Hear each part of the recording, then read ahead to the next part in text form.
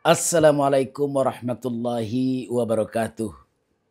Bertemu kembali dengan saya Safriadi Berazam, mengupas dan mengulas pemilihan kepala daerah wali kota Dumai tahun 2024.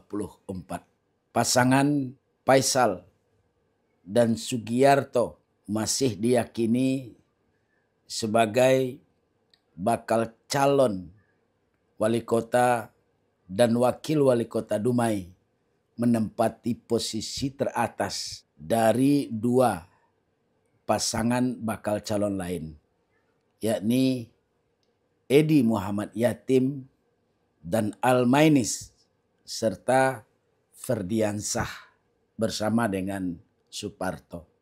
Keyakinan bahwa duet Faisal Sugiarto masih menempati posisi teratas, paling tidak itu dapat dicermati dari dua indikator. Indikator pertama adalah perolehan suara partai politik yang mengusung masing-masing bakal calon. Seperti yang sudah kita saksikan bersama, bahwa ketiga pasang bakal calon wali kota dan wakil wali kota Dumai telah mendaftar ke Komisi Pemilihan Umum Daerah Kota Dumai sejak tanggal 27 sampai 29 Agustus tahun 2024. Haji Faisal yang berpasangan dengan Sugiarto diusung oleh beberapa partai politik, yakni Partai Nasdem, Partai Amanat Nasional, Partai Keadilan Sejahtera, Partai Kebangkitan Bangsa, Perindo, dan Partai Gerindra. Sedangkan Edi Muhammad Yatim bersama Almainis diusung oleh dua partai politik, masing-masing Partai Demokrasi Indonesia Perjuangan dan Partai Kebangkitan Bangsa.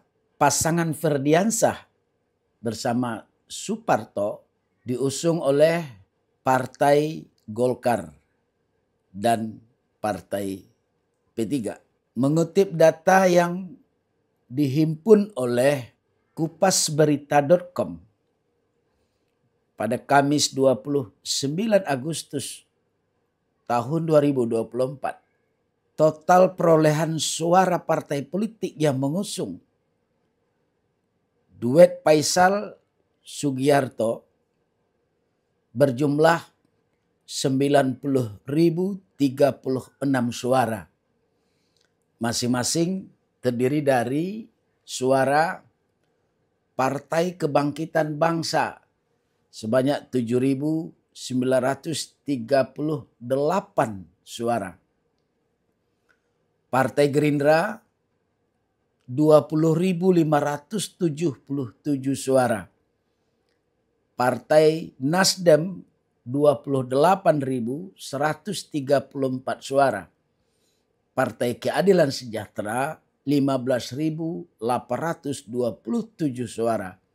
Sementara Partai Amanat Nasional 11.238 suara. Dan terakhir Partai Perindo 6.322 suara.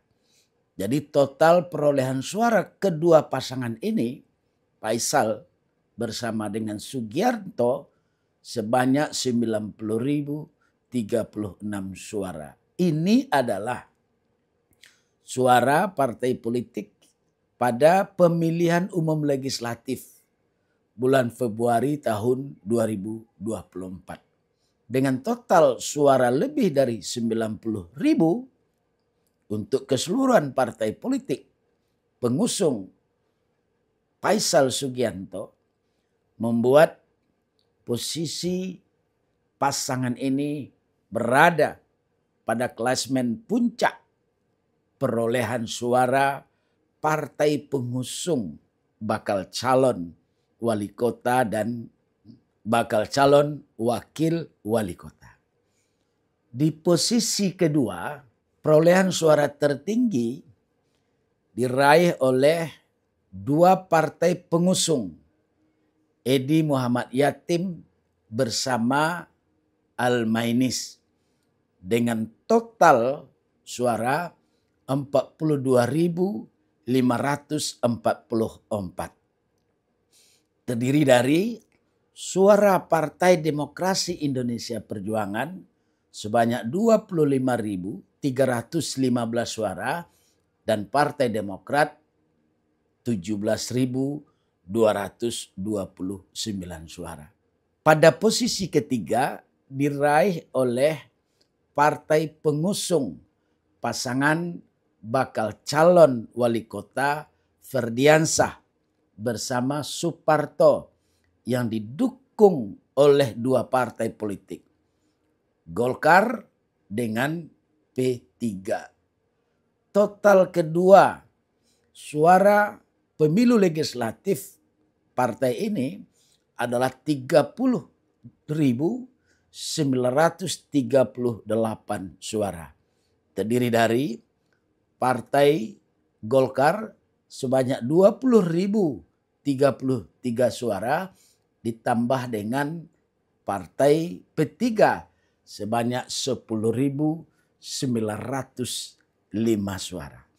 Timbul pertanyaan kita, apakah perolehan suara partai politik pengusung bakal calon Faisal bersama Sugiarto mencerminkan bahwa pasangan bakal calon ini akan unggul pada pilkada serentak tahun 2024 ini?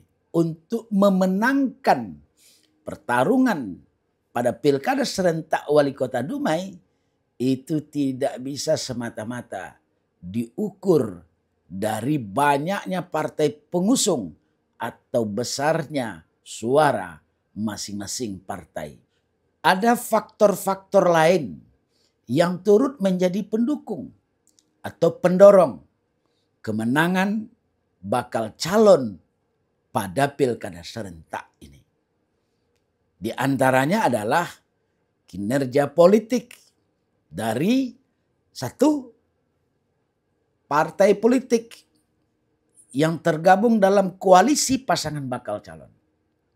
Kalau mesin partai politik yang dikelola oleh tim sukses masing-masing bakal calon bergerak dinamis, merambah ke seluruh akar rumput, maka bukan tidak mungkin elektabilitas pasangan bakal calon tersebut akan melebihi dari elektabilitas pasangan bakal calon yang diusung oleh partai bakal calon lain.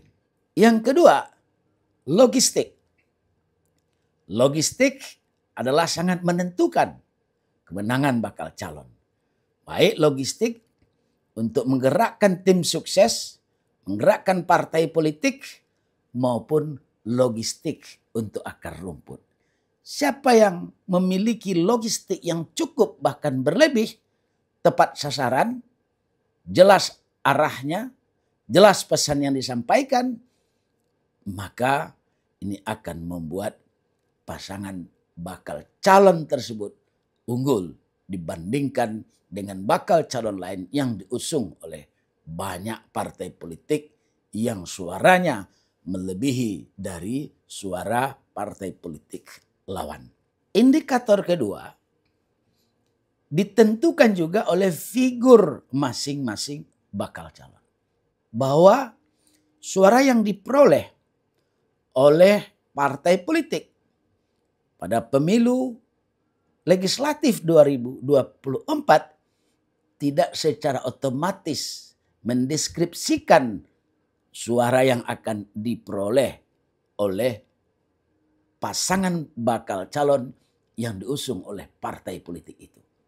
Adapun suara yang diperoleh oleh partai politik pada pemilu legislatif 2024 adalah suara gabungan dari pemilihan calon legislatif dengan suara yang diraih oleh partai politik. Jadi suara yang diperoleh oleh calon legislatif yang pada hari Selasa kemarin itu sudah dilantik menjadi anggota DPRD, menyatu di dalam suara partai politik dan dihitung secara total, baik suara individu calon legislatif maupun suara yang diperoleh oleh partai politik. Inilah konsekuensi dari sistem proporsional terbuka yang diterapkan pada pemilihan umum legislatif tahun 2024 kemarin. Jadi gabungan suara caleg dengan gabungan suara partai itu belum tentu berkorelasi positif dengan suara yang akan diperoleh oleh pasangan bakal calon wali kota dan calon wakil wali kota yang diusung oleh partai politik itu. Pilkada serentak adalah pemilihan kepala daerah yang berbasis kepada suara pemilih langsung kepada bakal calon wali kota maupun bakal calon wali kota. Jadi dalam konteks ini itu tidak terlalu signifikan antara suara paslon wali kota dengan suara partai politik. Kenapa? Karena figur sangat menentukan perolehan suara pasangan bakal calon itu. Makanya dalam ambang batas yang diturunkan oleh Mahkamah Konstitusi kemarin itu tidaklah terlalu signifikan apabila pasangan bakal calon itu memborong banyak partai untuk mendaftar ke Komisi Pemilihan Umum Daerah. Berbeda dengan ambang batas sebelum putusan MK nomor 60 yang mengharuskan minimal 20%.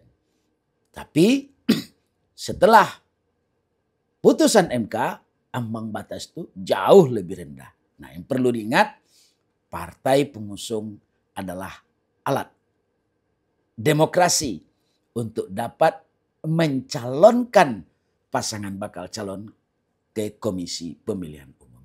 Sejauh mana popularitas dan elektabilitas dari pasangan bakal calon ini? Tadi sudah saya sebutkan bahwa ada 3 pasangan bakal calon yang sudah mendaftar ke KPU. Yang pertama adalah Aji Faisal bersama Sugiarto. Yang kedua, pasangan Edi Muhammad Yatim bersama Almainis. Dan yang ketiga adalah pasangan Ferdiansah bersama dengan Suparto. Nah, mari kita lihat ketiga figur pasang bakal calon ini. Haji Faisal, dia adalah wali kota, petahana yang sudah mendedikasikan kepemimpinannya untuk masyarakat Kota Dumai selama 5 tahun. Banyak yang dibuat oleh Faisal untuk memajukan Dumai, membangkitkan ekonomi masyarakat Dumai, membangun Dumai, baik infrastruktur jalan, pendidikan maupun kesehatan. Dampak dari kepemimpinan Haji Faisal ini langsung dirasakan oleh masyarakat. Dan itu membuat popularitasnya sebagai wali kota dikenal luas oleh masyarakat Dumai. Kalau popularitasnya tinggi, maka elektabilitasnya juga akan tinggi. Kenapa? Karena masyarakat merasakan dampak dari kepemimpinan Faisal selama 5 tahun. Atau 1 periode. Tingginya popularitas dan elektabilitas Haji Faisal yang notabene adalah wali kota Dumai sesungguhnya bermula dari tingginya tingkat kepuasan kinerja Faisal selama 1 periode menjadi wali kota Dumai. rekam jejak Faisal ini tidak ditemukan pada pasangan bakal calon lain. Baik Edi Yatim maupun Ferdiansyah. Edi Yatim belum pernah duduk sebagai wali kota. Dia tercatat sebagai anggota DPRD Provinsi Riau selama 2 periode, sama dengan Al-Mainis. Sebagai anggota DPRD yang mewakili salah satu di antaranya adalah Kota Dumai, maka tingkat kunjungan, tingkat silaturahmi, tingkat popularitas Edi Muhammad Yatim dan Al-Mainis tentulah tidak sama dengan popularitas dan elektabilitas Faisal yang sudah menjabat sebagai wali kota yang kinerjanya langsung berhadapan dan dirasakan oleh masyarakat Kota Dumai. Begitupun dengan Ferdiansyah, baru dilantik, belum sempat bekerja, belum sempat melakukan kunjungan kerja, belum sempat menyalurkan pokir ke masyarakat, sudah harus mengundurkan diri karena ia mencalonkan diri sebagai wali kota. Jadi pada indikator kedua yang bertumpu kepada figur dari 3 pasang bakal calon ini, maka figur Faisal juga masih menempati posisi teratas dari 2 pasang bakal calon yang menjadi rivalnya. Kalau Haji Faisal bersama Sugiarto diusung oleh banyak partai politik dan gabungan partai politik itu memperoleh suara terbanyak di atas 50%, apakah Edi Yatim dan Ferdiansyah bisa mengalahkan duet Faisal bersama Sugiarto pada Pilkada Dumai tahun 2024? Kalau kita bicara bisa, maka dalam politik itu tidak ada yang tidak bisa. Semua kemungkinan itu bisa terjadi karena politik itu adalah seni mengolah. Seni bermain dalam arus demokrasi yang kencang, yang dinamis. Walaupun tidak mudah, peluang untuk merebut kemenangan itu tetap ada. Baik bagi pasangan Edi Yatim bersama Al-Mainis maupun bagi pasangan Ferdiansyah bersama Suparto. Kunci kemenangan itu adalah ikhtiar, kinerja politik, mesin partai, soliditas tim, dan logistik. Memang tidak mudah, tapi dalam politik semua bisa terjadi. Mungkin kita masih ingat Pak Haji Khairul almarhum yang pernah menjadi wali kota Dumai. Siapa menyangka beliau akan menang dalam pilkada. Dia hanya seorang pegawai di Bank Riau pada waktu itu. Lalu ikut bertarung dan menang. Dia tidak pernah diunggulkan. Tapi Allah berkehendak lain. Haji Khairul akhirnya dilantik menjadi wali kota Dumai dan memimpin Dumai untuk 1 periode. Bukan tidak mungkin Edi Muhammad Yatim dan Ferdiansyah akan mengikuti jejak Haji Khairul pada pilkada serentak tahun 2024 ini. Case seperti Haji Khairul itu juga banyak terjadi di kabupaten kota lain di Provinsi Riau ini. Kita bertemu kembali pada edisi mendatang. Jangan lupa subscribe YouTube Berazam, like and share, nyalakan lonceng notifikasinya. Terima kasih. Assalamualaikum warahmatullahi wabarakatuh.